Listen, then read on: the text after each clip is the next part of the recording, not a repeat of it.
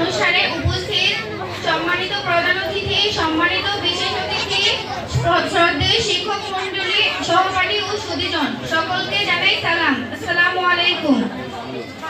আজকের এই বিদায় অনুষ্ঠানে দাঁড়িয়ে হৃদয় জুড়ে অদ্ভুত আবেগ অনুভব করছি। দীর্ঘ পথ চলার পর আজ আমরা বিদায় নিচ্ছি সেই প্রিয় স্কুল থেকে, যেখানে জীবনের প্রথম পাঠ গ্রহণ করেছি।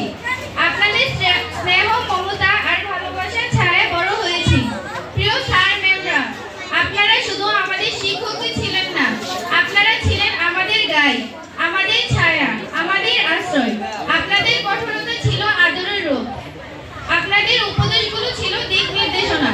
আমরা যত দূরেই যাই না কেন, আপনাদের সেই শাসন, আদর, শেখানো মুহূর্তগুলো কখনো ভুলবো না।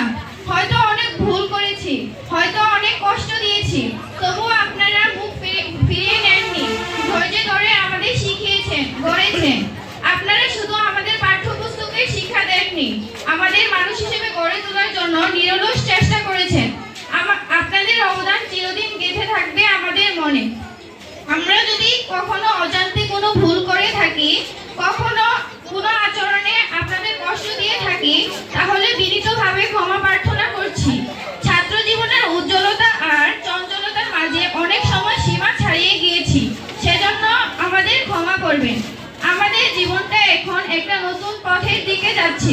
দোয়া করবেন আমরা যেন সেই পথে সফল হতে পারি, আমরা যেন সবসময় আলোর পথে হাঁটি, আমরা যেন এমন কিছু করতে পারি যাতে আপনারা গর্ব করে বলতে পারেন, ও আমার ছাত্র ছিল, ও আমার ছাত্রী ছিল।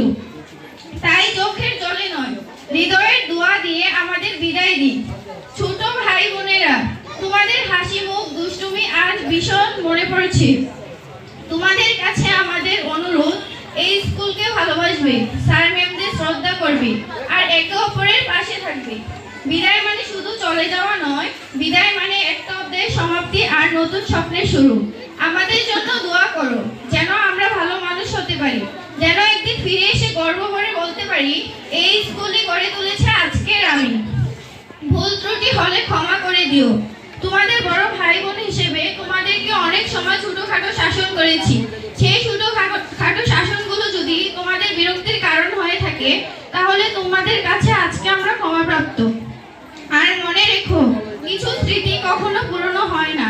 আর আজ আমি এখানে উপস্থিত সকলের কাছে আমাদের ক্ষমাসুলভ দৃষ্টিতে দেখে আমাদের জন্য দোয়া চাইছি, যেন আমরা সামনের পথটা সফল হতে পারি। আর আজ আমি এখানে আমার দুঃখে ভরাক্রান্ত মন নিয়ে আমি আমার বক্তব্য শেষ করছি। আল্লাহ হাফিজ।